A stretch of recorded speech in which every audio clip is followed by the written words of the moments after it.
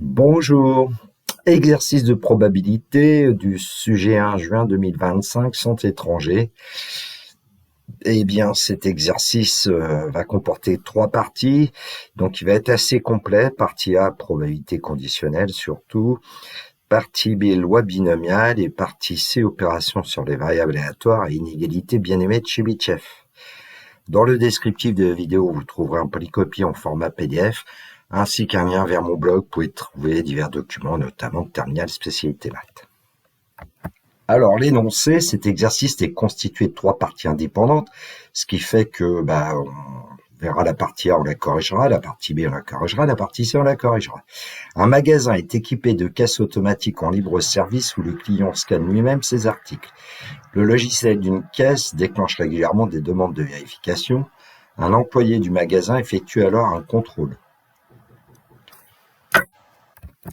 Partie A, le contrôle peut être soit total, l'employé du magasin scanne alors à nouveau l'ensemble des articles du client, soit partiel, l'employé choisit alors un ou plusieurs articles du client pour vérifier qu'ils ont bien été scannés.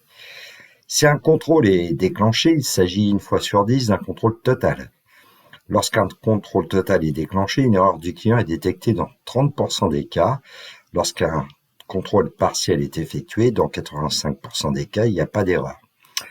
Un contrôle est déclenché une caisse automatique. On considère les événements suivants. Grand T, le contrôle est un contrôle total. E, une erreur est détectée lors du contrôle.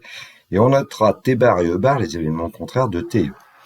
Bon, ensuite, il va y avoir les questions, mais ce que je vous conseille, c'est à partir d'énoncés, d'essayer d'effectuer une prise de notes. Alors déjà, au départ, on parle de contrôle soit total, soit partiel.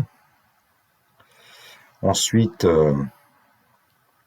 on lui dit que si un contrôle est déclenché, il s'agit d'une fois sur 10 d'un contrôle total. Or, T, c'est l'événement, le contrôle est un contrôle total, ce qui fait que on va pouvoir dire à partir de cette information que la probabilité de T, c'est un dixième. Et on en déduit du coup la probabilité de T bar, 9 dixièmes. Bon, ensuite, qu'est-ce qu'on nous raconte?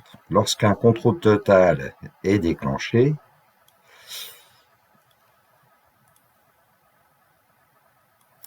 une erreur du client est détectée dans 30% des cas. Donc, on va pouvoir dire que une erreur est détectée lors du contrôle. Et ici, la probabilité de E, sachant T, est égale à 30%, c'est-à-dire 0,3 ou 3 dixièmes. Et puis du coup, la probabilité de E bar, sachant T, c'est 1 moins 3 dixièmes, donc ça sera 7 dixièmes. Allez, je vais tout mettre sous forme de fraction. On pourrait mettre tout sous forme ici de nombre décimaux, on verra après. Lorsqu'un contrôle total, ensuite, un contrôle partiel est effectué, dans 85% des cas, il n'y a pas d'erreur. Ça veut dire qu'en fait, la probabilité qu'il y ait une erreur, c'est 15%. Et donc, on va avoir aussi donc la probabilité... Ah, mince. La couleur. La probabilité de... alors, sachant que c'est un contrôle partiel, ça veut dire qu'il n'est pas total, donc sachant T bar, qu'il y ait E bar, d'après l'énoncé, c'est 0,85, 85 centièmes, et donc la probabilité de E sachant T bar, c'est 15 centièmes, 0,15.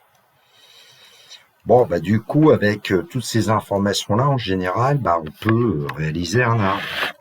Bon, les questions maintenant. Question 1, justement, construire un arbre pondéreux représentant la situation, puis déterminer la probabilité de T bar inter E. Question 2, calculer la probabilité qu'une erreur soit détectée lors d'un contrôle. Déterminer la probabilité qu'un contrôle total ait été effectué, sachant qu'une erreur a été détectée. Bon, voilà, ici aussi, on peut effectuer éventuellement une prise de notes. On va voir en résolvant les questions. Donc, la question 1, construire un arbre pondéré représentant la situation, puis déterminer P de T bar inter E. Alors, au premier étage, on va indiquer T et T bar, puisque c'est par rapport à T et T bar qu'on connaît les probabilités conditionnelles. Et évidemment ensuite E bar.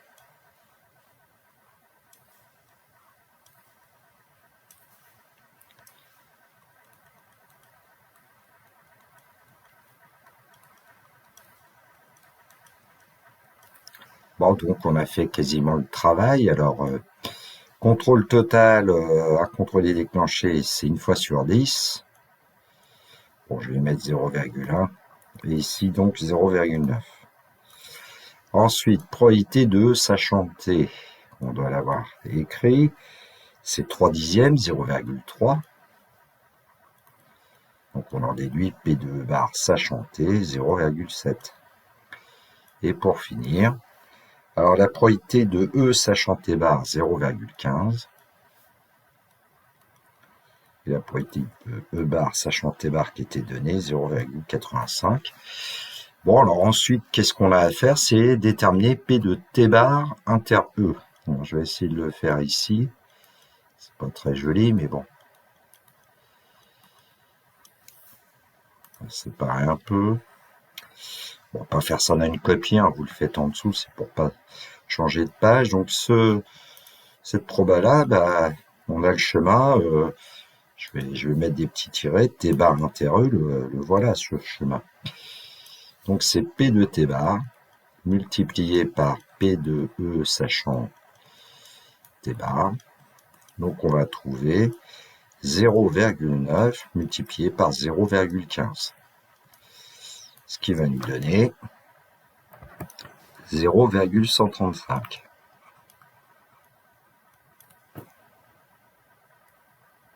Question 2, calculer la probabilité qu'une erreur soit détectée lors d'un contrôle. Donc en fait, ce qu'on nous demande, c'est la probabilité de E. On s'appuie sur le diagramme en arbre. Il y a deux chemins qui vont nous amener à l'événement E. Il y a le chemin T inter E et puis aussi le chemin T bar inter E. D'après la formule des probabilités totales, on peut dire que c'est P de T inter E plus P de T bar inter E. Je vais écrire d'après la formule des probabilités totales avec un sigle. Hein. Éviter dans une copie, évidemment. Donc P de E, eh bien c'est P de T multiplié par P de E sachant T, plus P de T bar multiplié par P de E sachant T bar. Hein. N'oubliez surtout pas les sachants. Et donc P de E, numériquement, on va obtenir quoi? 0,1 multiplié par 0,3 plus, et ça on l'a calculé tout à l'heure, 0,9 multiplié par 0,15. Autrement dit, P de E va être égal à 0,03 plus 0,135, ce qui va nous donner 0,165. Bon, on peut rédiger une phrase en français, ça fait toujours bien dans une copie. La probabilité qu'une erreur soit détectée lors d'un contrôle est égale à 0,165. Question 3, déterminer la probabilité qu'un contrôle total ait été effectué. Alors, un contrôle total, sachant qu'une erreur a été détectée, donc sachant qu'une erreur a été détectée. Et on donnera la valeur arrondie au centième. Alors ici, ce qu'on nous demande, c'est la probabilité. Alors, sachant qu'une erreur a été détectée, c'est sachant E, de un contrôle total a été effectué, T. Donc, ici, on ne peut pas s'appuyer sur l'arbre, puisque l'arbre commence à T bar, alors que là, c'est sachant E. Donc, on va chercher son cours, et on sait que c'est la probabilité de l'intersection divisée par la probabilité de E. Bon, du coup, ça va nous donner, alors je crois qu'on avait trouvé P de T inter E précédemment, 0,03, divisé évidemment par 0,165 si mes souvenirs sont bons. Je vais ajouter un 0 ici, comme ça on va pouvoir multiplier par 1000. C'est ça. Donc ça nous fait 30 sur 165. Bon, on pourrait demander la fraction réductible, donc je vais la calculer. Déjà on peut diviser par 5. 6 et puis On va voir qu'on peut encore diviser par 3 aussi. Bon, donc on peut diviser par 15. Alors, ça va faire 2 divisé par... alors, quand on divise 165 par 5, ça donne 35.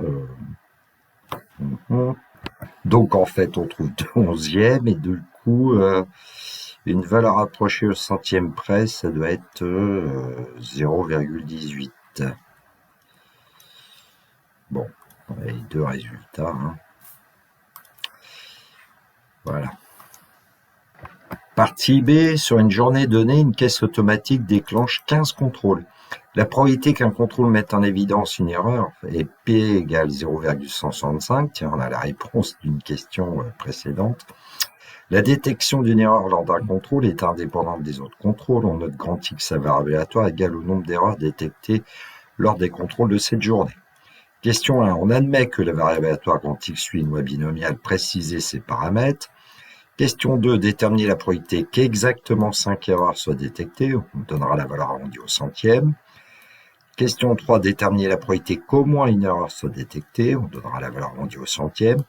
Et question 4. On souhaite modifier le nombre de contrôles déclenchés par la caisse de manière à ce que la probabilité qu'au moins une erreur soit détectée chaque jour soit supérieure à 99%. Déterminer le nombre de contrôles que doit déclencher la caisse chaque jour pour que cette contrainte soit respectée. Alors, première question, on admet que la variable aléatoire quantique suit une loi binomiale, préciser ses paramètres. Alors, qu'est-ce qu'on nous disait dans l'énoncé? Que sur une journée donnée, une caisse automatique déclenche 15 contrôles et que ces contrôles sont indépendants les uns des autres, la détection d'une erreur en tout cas. Donc, et puis la probabilité qu'un contrôle mette en évidence une erreur est petit p égale 0,165. On lui dit presque tout, quoi. Bon, du coup, voilà ce qu'on peut dire. Grand X suit la loi binomiale de paramètres n égale 15 et petit p égale 0,165. Question 2, déterminer la probabilité qu'exactement 5 erreurs soient détectées. On donnera la valeur arrondie au centième. Alors, ça veut dire qu'on nous demande la probabilité que quand X égale 5. Alors, avec une loi binomiale, on sait que c'est 5 parmi le nombre d'épreuves multiplié par la probabilité 0,165 à la puissance le nombre de succès, multiplié par 1 moins 0,165 à la puissance le nombre d'échecs, et le nombre d'échecs c'est 15 moins 5. Hein. La somme des exposants, ça doit faire le nombre 15. Bon, évidemment, de manière plus générale, hein, ça fait toujours bien de le dire, pour tout entier K ici, compris entre 0 et N, voilà comment on vous a dit dans le cours. Hein.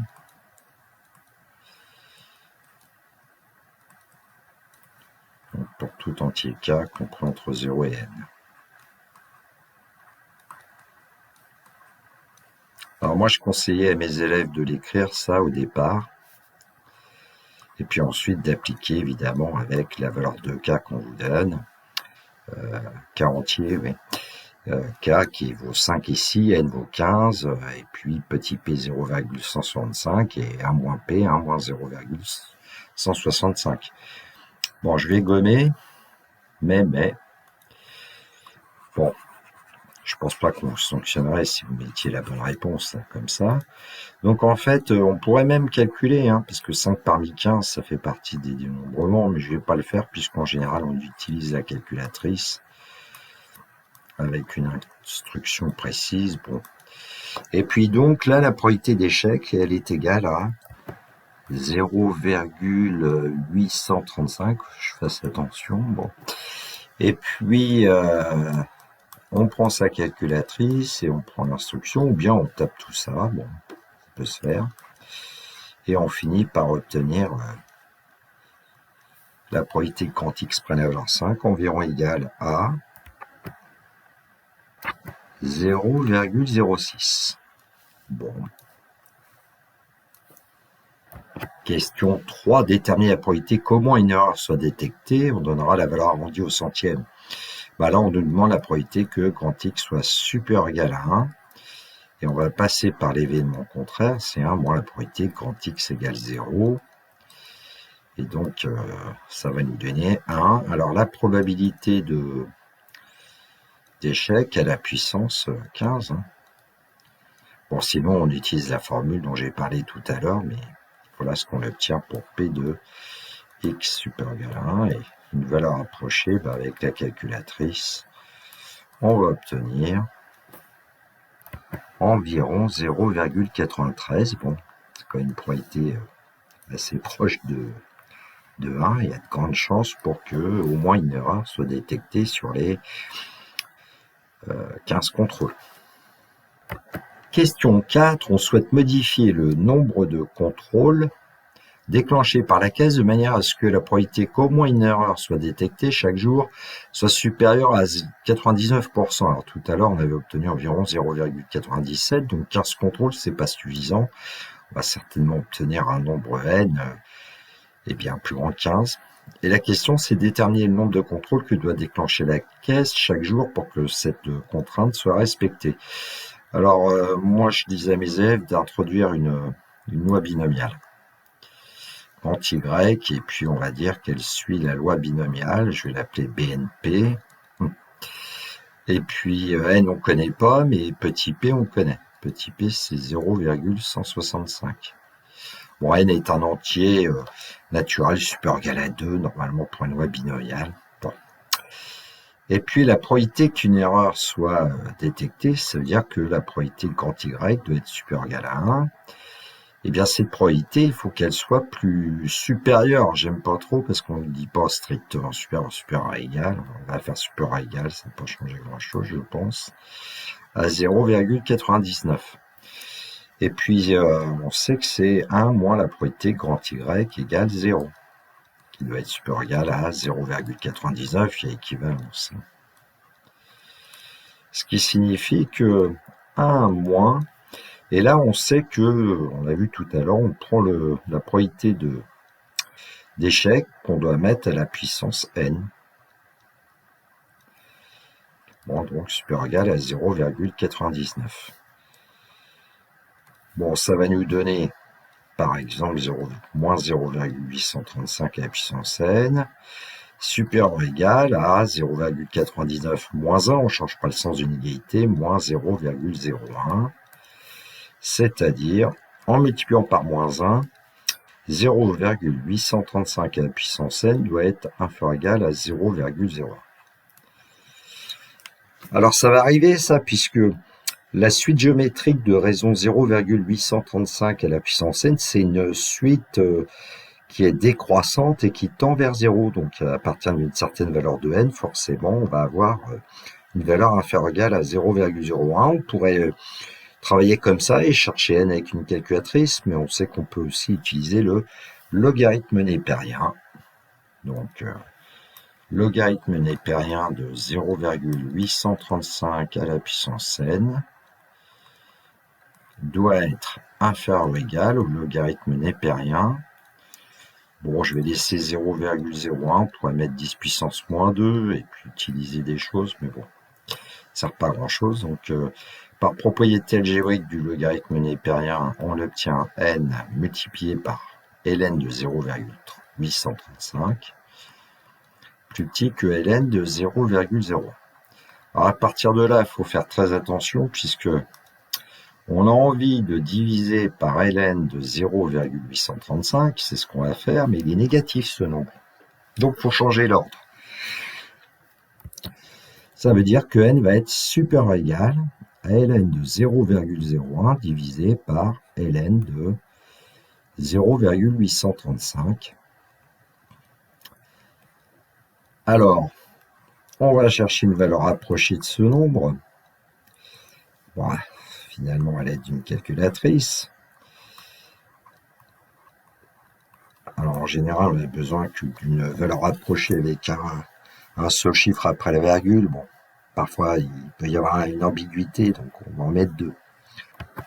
Alors, on trouve 25,54. Et comme n est un entier, bien le nombre n, il doit être supérieur ou égal à ce nombre 25,54. Bon, Donc ça veut dire support égal à 26. Alors quelle était la question? C'était déterminer le nombre de contrôles que doit déclencher la caisse chaque jour pour que cette contrainte soit respectée. Donc on peut rédiger en disant la caisse doit déclencher au moins 26 contrôles chaque jour pour que la contrainte soit respectée. Donc question 1, déterminer les valeurs exactes de l'espérance et de la variance de la variable aléatoire x1. Alors on nous dit dans le texte que x1 suit la loi binomiale de paramètres n et p, où n vaut 20 et p égale 0,165. Bon, d'après le cours, on sait que l'espérance de x1, c'est n fois p pour une loi binomiale. Donc on va obtenir 20 multiplié par 0,165, c'est-à-dire 3,3. Pour la variance de x1, on sait d'après le cours que c'est n multiplié par p multiplié par 1 moins p. Donc ça va nous donner 20 multiplié par 0,165 multiplié par 0,835, c'est-à-dire 2,7555.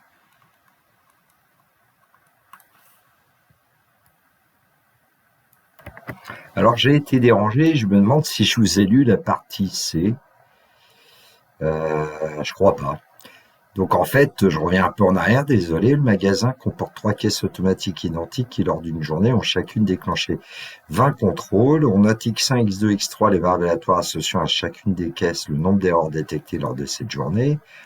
On admet que les variables aléatoires x1, x2, x3 sont indépendantes entre elles et suivent chacune une loi binomiale de paramètres n égale 20 et p égale 0,165.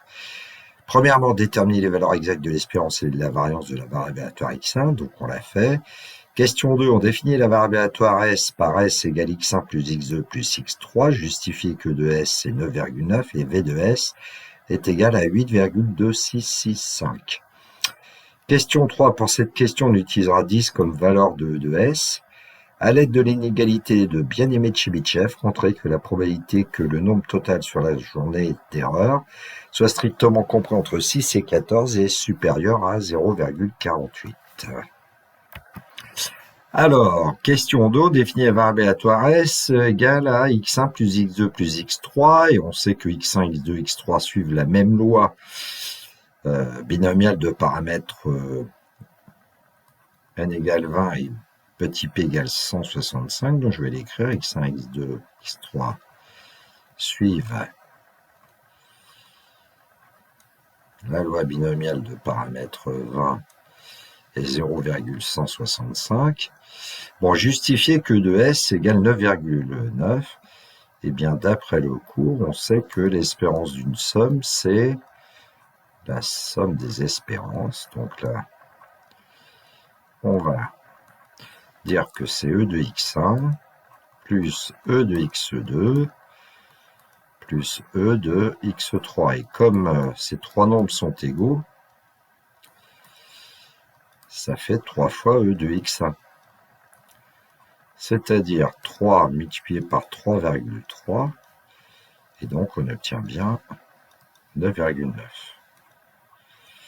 Bon, passons à la variance.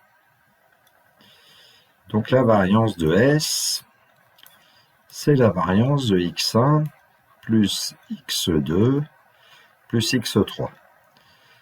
Mais pour dire que on peut avoir la somme des variances, il faut que les variables aléatoires x1, x2, x3 soient indépendantes. Ce qui est le cas ici. C'est admis dans l'énoncé. Et donc, on va pouvoir dire que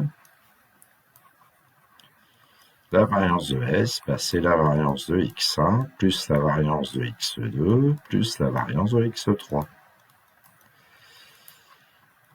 Bon, comme les trois variables aléatoires ont la même variance, on va dire que c'est 3 fois la variance de x1 qu'on a déjà calculée.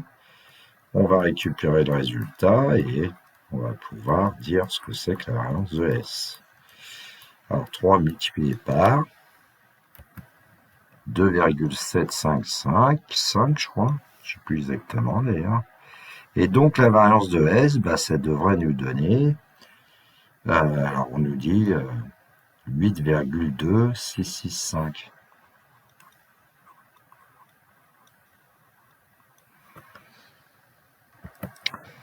Voilà.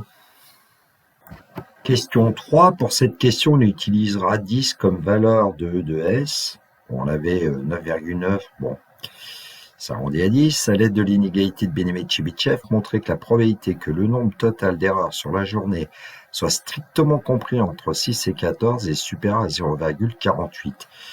Alors, qu'est-ce que c'est que cette probabilité? C'est la probabilité que, eh bien, 6 soit plus petit que S, plus petit que 14. Voilà ce qui nous intéresse. Alors, peut-être une petite figure, je la fais pas toujours, mais bon. Vous avez 6, 14 qui sont exclus. Alors, on sait qu'on va s'intéresser au centre entre 6 et 14. Bah, on ajoute 6 plus 14 divisé par 2, on va obtenir 10. Et donc, on a ici un rayon de 4. Entre la borne 6 et 10, 10 moins 6 ça fait 4, 14 moins 10 ça fait 4. Bon, du coup, ce que je vais faire, c'est que je vais exprimer cette probabilité un peu autrement, en disant qu'on va enlever la moyenne, E de S à S, et on le fait numériquement pour les bornes 6 et 14.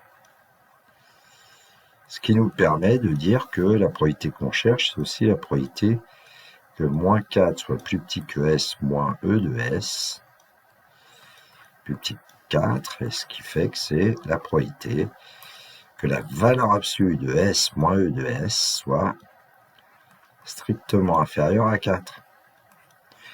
Voilà, la distance entre S et 10 doit être plus petit que 4. Bon.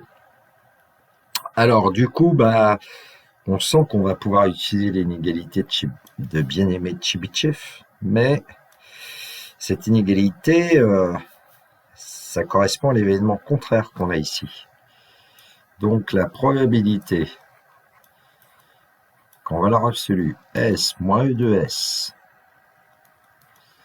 soit supérieur ou égal à 4, bien elle est plus petite que la variance de S divisée par le nombre qu'on avait 4 ici au carré. Et ça, c'est l'inégalité de bien-aimé de Chebyshev. J'aurais pu essayer de mettre que BT. B pour bien-aimé, T pour Chebyshev. Bah donc, on va pouvoir continuer.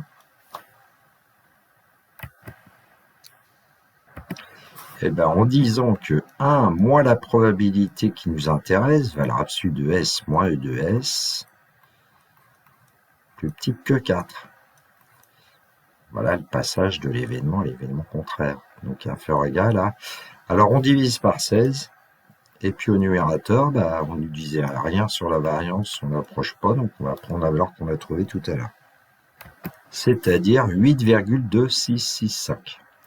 Bon, donc, alors, on peut dire que 1 moins le nombre qu'on a là, 8,2665 divisé par 16, est inférieur ou égal à la probabilité qui nous intéresse.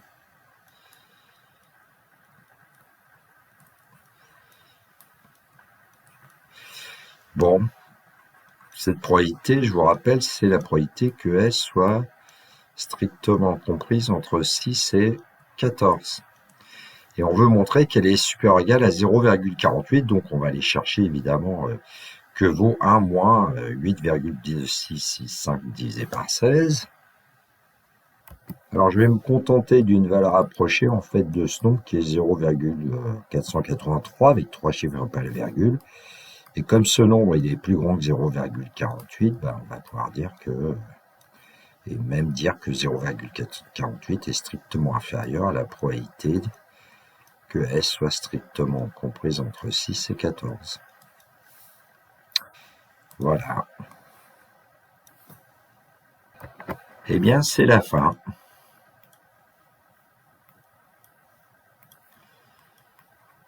The end, comme on dit au cinéma.